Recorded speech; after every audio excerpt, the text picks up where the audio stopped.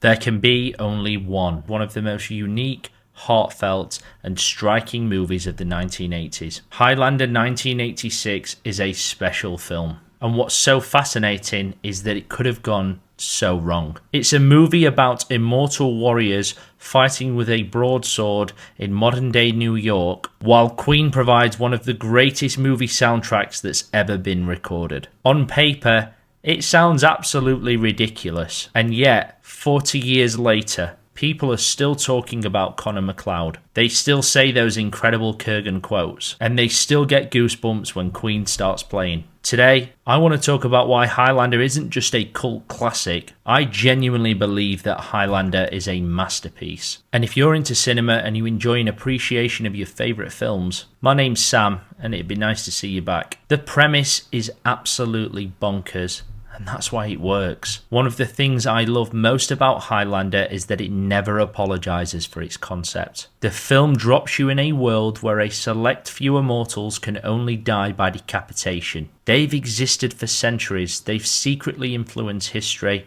they live among us. And they're all being drawn towards a final confrontation by a feeling known as the Gathering, which is a byproduct of the Quickening. An irresistible urge to seek out other immortals until there is one left, and then that winner can claim the prize. Throughout centuries, this barbaric conquest has raged on, and the audience can't help but be absorbed. And it's a premise that could have been adapted in the silliest way, because part of what makes Highlander so special is how seriously it can take itself. There's no wink to the audience, there's very few self-aware jokes, and there's no attempt to explain every detail. It doesn't need to. The film simply says, this is the world, accept it. And because the film commits so completely to this idea, so does the audience. One thing I think that gets overlooked about Highlander is just how stylish it is. The transitions between past and present, they still feel creative today. One moment we're in downtown New York, and the next we're in the Scottish Highlands watching rival clans fight for glory. The cinematography gives the movie a dreamlike quality. It sometimes feels almost whimsical before cutting to the modern day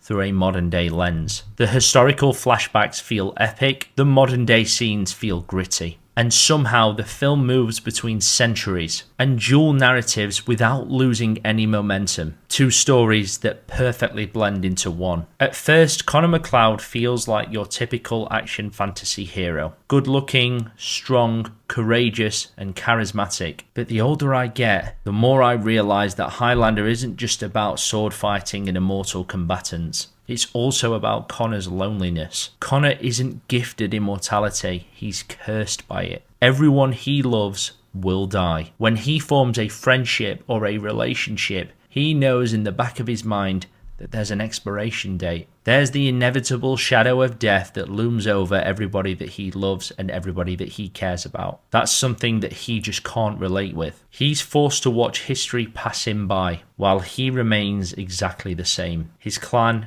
his namesake, his loved ones, forgotten to time. And that's where the emotional core of this film comes from. Connor isn't trying to win glory and claim the prize to be all-powerful and all-seeing. He's trying to survive an existence that nobody should have to endure. That's the price of his power. Sheer, unforgiving loneliness. One thing we have to talk about when we talk about Highlander is the fact that this film cannot exist without Queen. Highlander without Queen isn't Highlander. The soundtrack doesn't just support the movie, the soundtrack is the beating heart of the movie. Every major emotional beat feels amplified by Queen's music. Princes of the Universe, an all-time great opening. The moment that that song kicks in, you go right back to the first time that you watched this film, where you fell in love with it. And you know you're about to watch something epic. You then have Gimme the Prize, 1 Year of Love, It's a Kind of Magic. And what's incredible to see is just how perfectly these songs fit to the core themes of the film. Power, immortality, loss, love, destiny. Queen weren't just writing songs for a soundtrack, they wrote the soul and beating heart of this film. There are plenty of great movie scores, plenty of great movie soundtracks, but Highlander has one of the few soundtracks where it's completely inseparable from the movie. Take Queen away, Highlander just simply isn't the same experience. But there's one I missed out, and I did it on purpose because of course we need to talk about Who Wants to Live Forever. Because the scene that accompanies this song might be one of the most beautiful, heartbreaking scenes in all of cinema. We've already spoken about how Highlander treats immortality. It understands something that many fantasy films don't. Immortality is not exciting. It's devastating. And at first, Connor and Heather, they have a home, a future, a life together. Heather gets older, Connor doesn't. Years pass, Connor doesn't change, but Heather does. And the audience, throughout this sequence, watches something impossible happen. The person who loves Connor realizes that he will remain young forever, and she won't be by his side forever. And I struggle to think of another scene that captures the tragedy of immortality better. No giant speeches, no melodrama, just time. Relentless, unstoppable time. Heather aging, Connor remaining the same. The love remains, but life keeps moving forward. Every shot hurts, every lyric hurts, and by the end of the sequence, you're not thinking about immortals fighting with swords. You're thinking about losing someone, and you're thinking about your own mortality. You're thinking about the fact that every single moment with people that we love is temporary. That's the sign of a good film. That's why the scene works so well. It's not about immortality, it's about being human. And every single time that I watch it, it absolutely destroys me. I saw this on the big screen for the first time recently, and there were tears, many tears. It's beautiful. But on a lighter note, there are characters that bring light in what sometimes is a dark tunnel, and that's Ramirez, played by none other than Sean Connery. And yes, the Egyptian Spaniard is played by a Scottish actor. None of it makes sense, but this is Highlander, and so it shall be. Ramirez brings a natural warmth to the film. Wisdom, humour, he's the mentor archetype done right. Our first introduction with him is memorable, and he becomes a light in Connor's confused life. Connery brings so much charisma to the role with his veteran acting experience on full display.